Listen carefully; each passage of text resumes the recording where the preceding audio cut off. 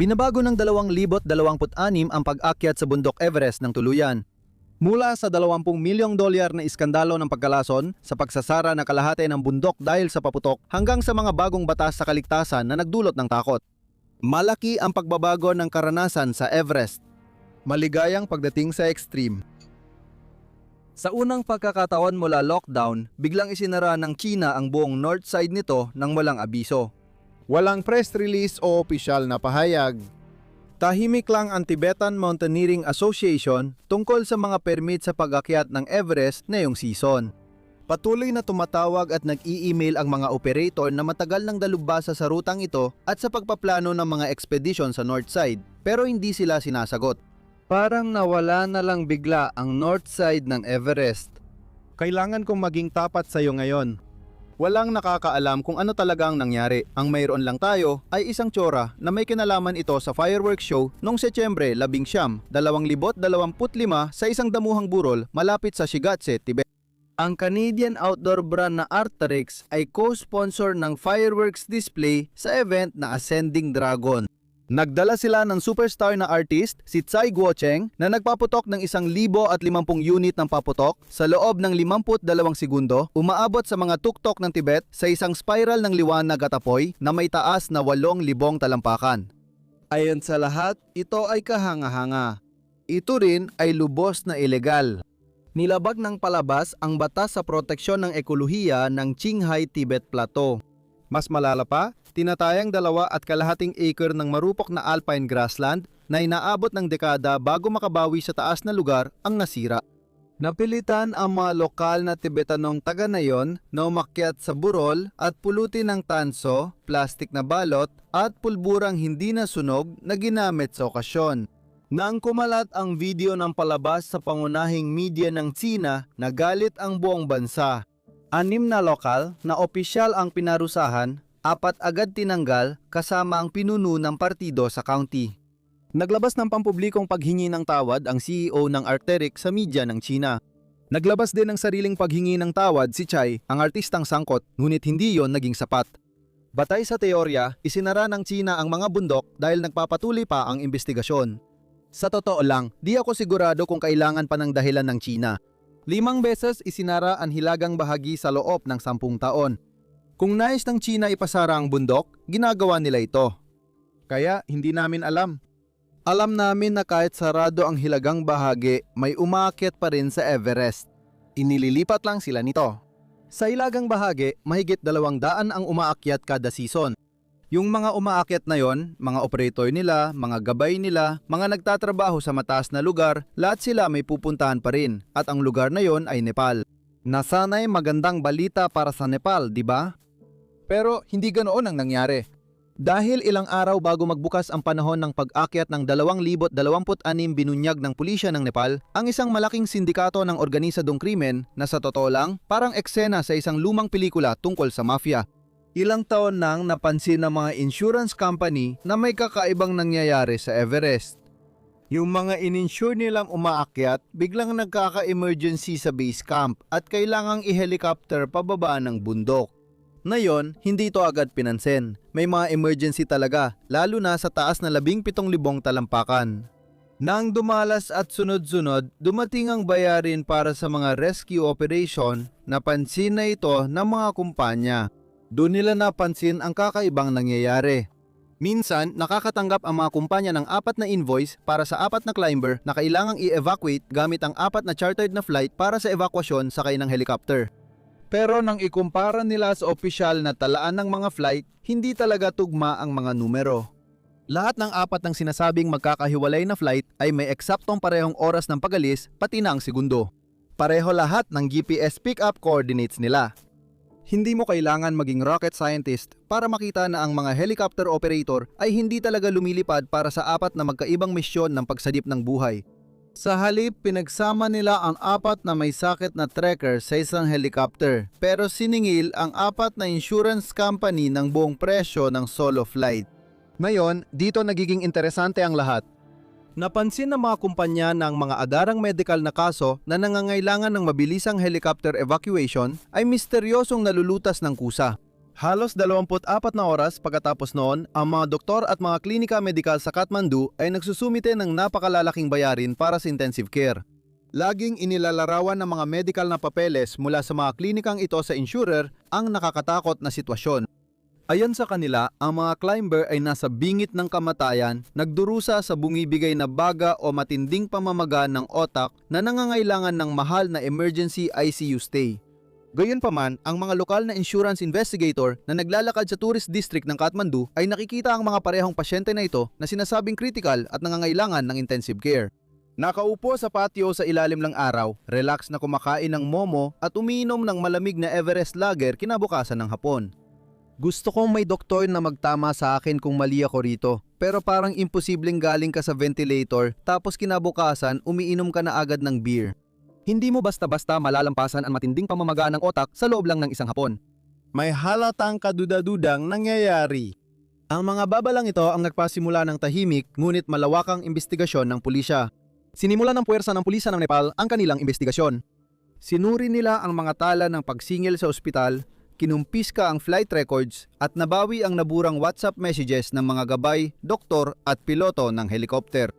Pagsapit ng Marso, 23 hindi bababa sa 32 katao, kabilang ang ilang kilalang may-ari ng trekking agency, mga ehekutibo ng ospital at mga operator ng helikopter ang naaresto. At opisyal na kinasuhan ng organisadong krimen at sabuatan para sa panlilinlang. Ganito gumana ang racket. Ang mga hindi ethical na climbing guide ay palihim nilalagyan ng baking soda, laxatives at labis na altitude medicine ang pagkain at saan ang kliyente, minsan sabay-sabay pa. Sa taas na 17,000 talampakan, ang chemical na halong yon ay nagdudulot ng matinding sakit ng tiyan. Takot at litong-lito, tatanungin ng kliyente ang guide nila na pinagkakatiwalaan nila sa bundok kung ano ang nangyayari. Magpapanggap na bayani ang guide. Titingnan nila sa mata ang trekker at sasabihing ang pagsusuka dahil sa chemical ay maagang babala ng high altitude sickness. Igigiit nila na kung hindi sila tatawag ng emergency chopper agad-agad, mamamatay sila sa bundok. Kapag pumayag na ang natatarantang kliyente, dun na sumasara ang bitag. Tatawag ang gabay ng espesyal na operator ng helicopter na kasabwat sa plano. Minsan hanggang 4 na trekker na sadyang nilason ang isinasakay sa helicopter, dinadala sa Kathmandu at dinadala sa kasabwat na klinika para pekein ang medical na papeles. Ang isang pekeng biyahe ay maaaring magresulta sa hanggang $48,000 na parang kinita ng walang hirap. Ang kita ay dumadaan sa isang madilim at halos tusong sistema ng komisyon. Dahil sa papel, usaping buhay o kamatayan ito, naniningil ang mga klinika at helicopter operator ng napakataas sa international travel insurance ng biktima para sa emergency evacuation at ICU stay. Babayaran na insurer ang lahat, wala silang magagawa. Kapag naideposito na sa bangko ang malaking bayad mula sa insurance, palihim magbibigay ang mga ospital at operator ng flight ng komisyon, kadalasan 20 hanggang 50% ng kabuuang bayad. Ibabalik ito sa trekking agency at dabay na naglason sa kliyente sa simula pa lang. Noong tuluyan na silang nahuli noong 2026 tinatayang ng mga investigador na hindi bababa sa 300 banyagang umakyat ng bundok ang naabuso sa paraang ito. Ayon sa mga detektiv, nagsimula ito noong 2022 at sinasabing halos $19.7 milyong na ang nakuha ng sindikato mula sa mga internasyonal na kumpanya ng seguro. Tuloy ang investigasyon at dinidinig pa ang kaso sa korte. Parang awan nyo na, gabay lang ang mga ito. Yung mga tao sa bundok na inaasahan mong mapagkakatiwalaan, nilalason ka pala kapalit ng $48,000 bawat biyahe. Pero gaano man ito nakakagulat, hindi lang ito ang kontrobersyal na pangyayari na nagmula sa Nepal noong 2026. Noong Pebrero 2026 sa mismong buwan na natahimik ang CTMA, ipinasa ng mataas na kapulungan ng Nepal ang Integrated Tourism Bill 2081. Ang panukalang batas ay may maraming detalye na tatalakayin ko pa mamaya sa video. Pero ang laman ng balita ay ang panukalang pagbabago sa pag-akyat sa Everest. Mababa ang legal na pamantayan para makakyat sa Everest mula sa panig ng Nepal na yon. Kung natutugunan mo ang pangunahing limitasyon sa edad, may medical certificate ka at kaya mong magbayad ng malaking halaga, ibebenta sa iyo ng gobyerno ang permit. Kahit konti lang ang karanasan mo sa pag-akyat sa mga napakataas na bundok. Sa bagong batas, dapat patunayan ng mga umaakyat na naabot nila ang tuktok ng bundok na lampas 23,000 talampakan sa Nepal bago makakuha ng permit para sa Everest. Para sa iba, maganda ito at matagal nang hinihintay. Matagal na nilang hinihiling ang ganitong patakaran. Maraming koponan ang umaakyat sa pinakamataas na bundok. Kahit hindi handa, labis ang ambisyon at delikadong walang alam sa epekto ng death zone sa katawan. At kapag may nangyaring masama doon sa taas, problema na yon ng lahat. Ipinapanganib ng mga Sherpa ang buhay nila para iligtas sila pababa habang ang ibang umaakyat ay naipit sa likod nila sa summit ridge at nauubos ang supplemental oxygen sa paghihintay. Ginawa ito para iligtas ang mga umaakyat na hindi naman dapat nasa bundok. May malaking problema lang. Kinakailangan ng panukala ng bundok na may taas na 23,000 talampakan ay nasa Nepal. Magandang balita ito para sa mga lokal na operator at gabay sa Nepal. Pero paano ang mga umaakyat na naglaan na ng oras at pagsisikap? Paano naman yung lalaki na 3 taon nagplano at dahan-dahang inakyat ang mga matitinding bundok sa Pakistan, Argentina at Alaska bago makarating sa Everest? Sa ilalim ng panukalang batas na ito, wala sa mga iyon ang mabibilang. Kahit na naakyat mo na ang K2, ang ikalawang pinakamataas na bundok sa mundo, maaari ka pa ring hindi payagan ng Nepal sa permit office dahil sa bagong patakaran. May requirement na sa karanasan ang China para sa panig nila ng Everest, pero tinatanggap pa rin nila ang mga kwalipikadong bundok mula sa alinmang bansa sa mundo. Ang mga bagong panukalang patakaran ng Nepal ay magiging mas mahigpit kaysa sa mga patakaran ng China. Iyan ay isang bagay na talagang hindi ko inasahan na masasabi ko. Nandyan din ang kasaysayan, sinubukan na ito ng Nepal noon. Noong 1995, nagpatupad sila ng patakaran na dapat munang umakyat ang mga climbers sa tuktok na lampas. 20,000 talampakan bago subukan ng Everest. Magandang layunin, pero naging sakuna ang resulta. Bumagsak ang bilang ng umaakyat, kaya halos kalahati ng negosyo ng mga operator ay agad nawala. Tahimik na inalis ang patakaran sa isang season lang. Ang detalye ng panukalang batas at kasaysayan ng Nepal sa tahimik na pagpatay ng kontrobersyal na pulisya ay nagpapakita na malamang kasing ikli lang ng laban ni Spinks at Tyson ang tagal nito. Mahaba pa ang proseso ng panukala dahil pagkatapos may pasa sa upper house, dinidinig pa ito sa lower parliament ng Nepal. Sa paggawa ng video na ito, ang panukalang batas ay dinedebate pa rin. Pero may isang malaking nakakagulat na plot twist dito na nagpapagulo sa buong sitwasyon at ginagawang hindi mahulaan ang lahat. Wala na sa pwesto ang mga politikong nagpanukala ng batas na ito noong Pebrero. Kung nanonood ka ng Global News, alam mong nagkaroon ng malaking political na krisis sa Nepal. Matapos ang ilang buwang matinding protesta sa kalsada laban sa korupsyon, bumagsak ang buong rehimen. Sa paggawa ng video na ito, bagong parlamento ang pumalit 7 araw lang ang nakakaraan. Kaya sa ngayon, ang napaka-controversial na patakaran sa Everest na 23,000 talampakan na ito ay nasa mga mesa ng bagong halal at lubang hindi mahulaan na gobyerno. Mainit pa ring pinagtatalunan ang status ng panukalang batas at dahil nagbago na ang rehimen, posible ring magbago agad ang lahat ng alam natin tungkol sa pag-akyat sa Everest. Tahimik bang tatapusin ng bagong parlamento ang pulisya ng lumang rehimen para di maputol ang kita sa turismo o ipapatupad nila ito ng mahigpit para patunayang seryoso silang linisin ang bansa? Gusto kong marinig ang tiyore ninyo. Mag-comment sa ibaba kung ano sa tingin nyo ang gagawin ng bagong gobyerno sa pinakamataas na bundok sa mundo. Ang makatotohanang schedule ng pagpapatupad ay magsisimula sa 2027 sa pinakamaaga. Pero ang mas malaking problema ay hindi kung makakalusot ang panukalang batas. Ang mas malaking problema ay ang epekto nito. Nang pumasa ito sa mataas na kapulungan, naging balita ito sa buong mundo. May mga operator na nag-aalok ng ekspedisyon hanggang 23,000 talampakan bilang paghahanda sa pag-akyat sa Everest. Ginamit din ito ng iba bilang pang-engganyo sa mga customer na para bang sinasabing mag-book na ngayon. Huling tsansa umakyat sa Everest bago tuluyang magsara ang pagkakataon. Isang batas na di pa naipapasa, ibinebenta na parang sale sa pagsasara ng tindahan. Hindi mo maimbento ang ganitong bagay. Si Alan Arnett, isang veterano sa Everest na nagmonitor ng bawat climbing season sa loob ng 23 taon, ay tinatayang nasa 850 hanggang 900 katao ang aakyat sa tuktok ng Everest mula sa panig ng Nepal na yung season. na inaasahan kong aabot sa pagitan ng 800 hanggang 1,000 ang kabuuang bilang ng aakyat sa tuktok. Kasama na rito ang mga Sherpa, support climbers at mga kliyente o miyembro.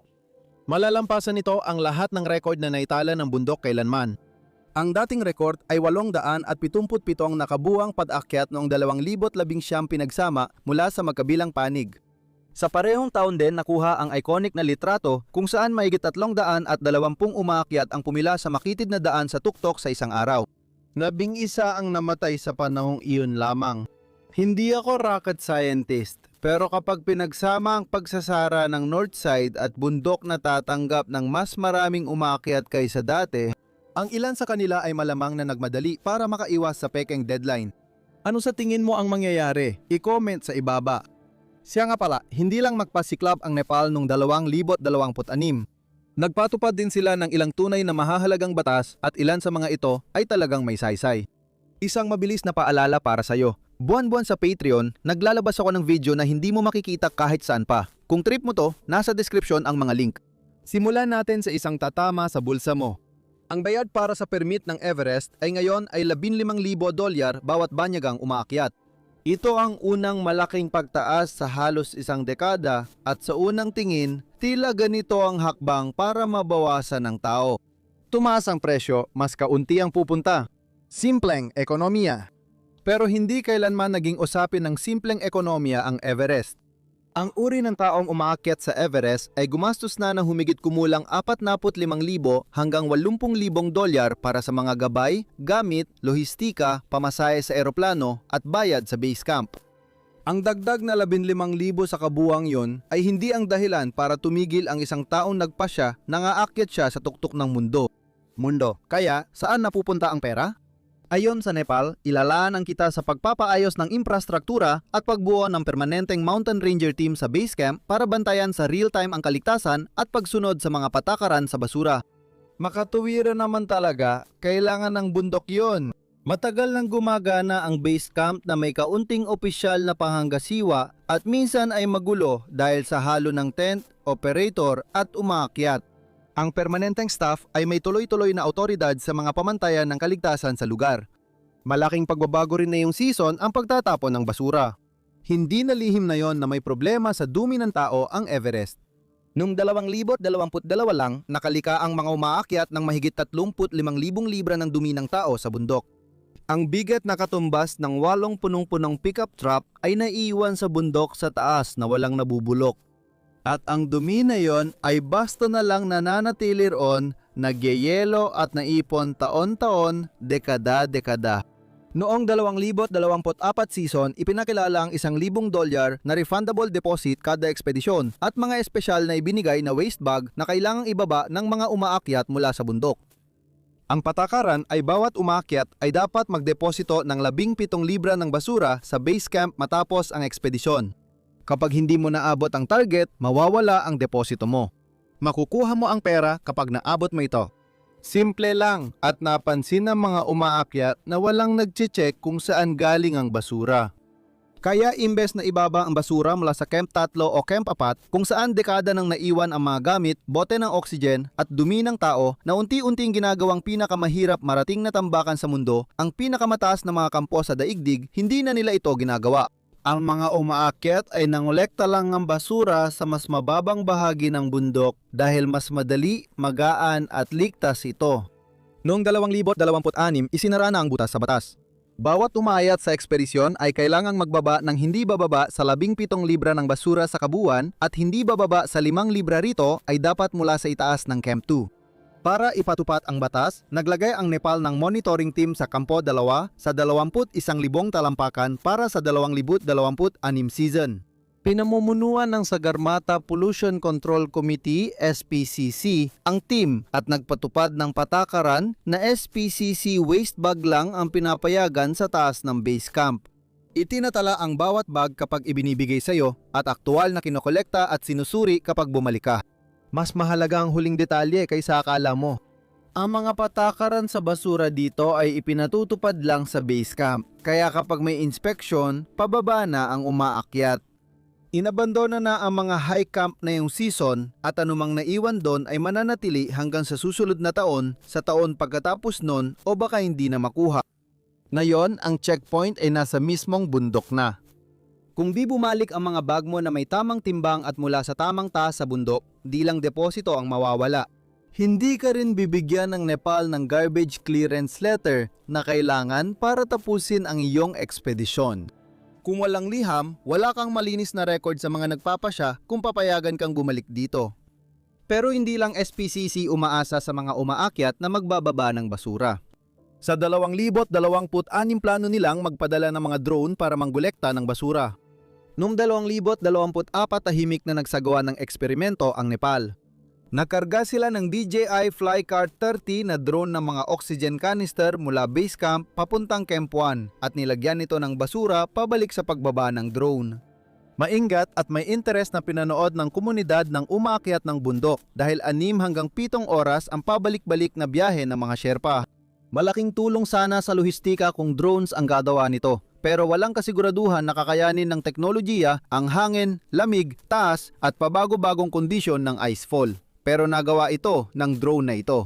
Sa totoo, mula base camp hanggang Camp 1 at pabalik ay wala pang 7 minuto ang inabot.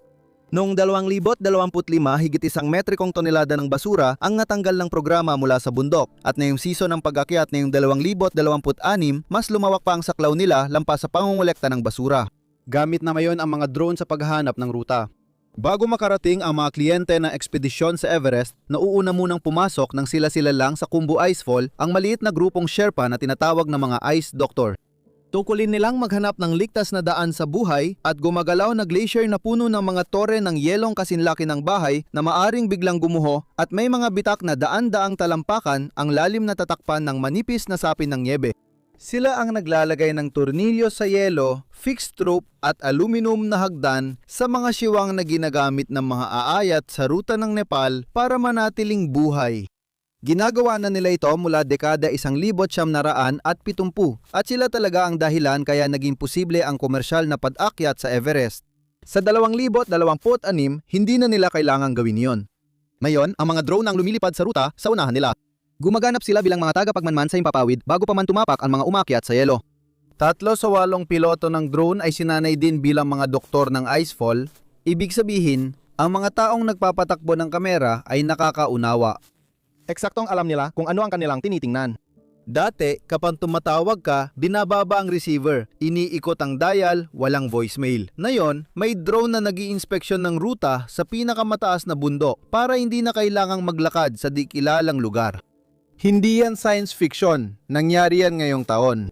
May planong palawakin ang operasyon hanggang Camp 2 sa 20, 1,000 talampakan na magiging revolusyon sa pagsusupply sa bundok kung ito ay gagana.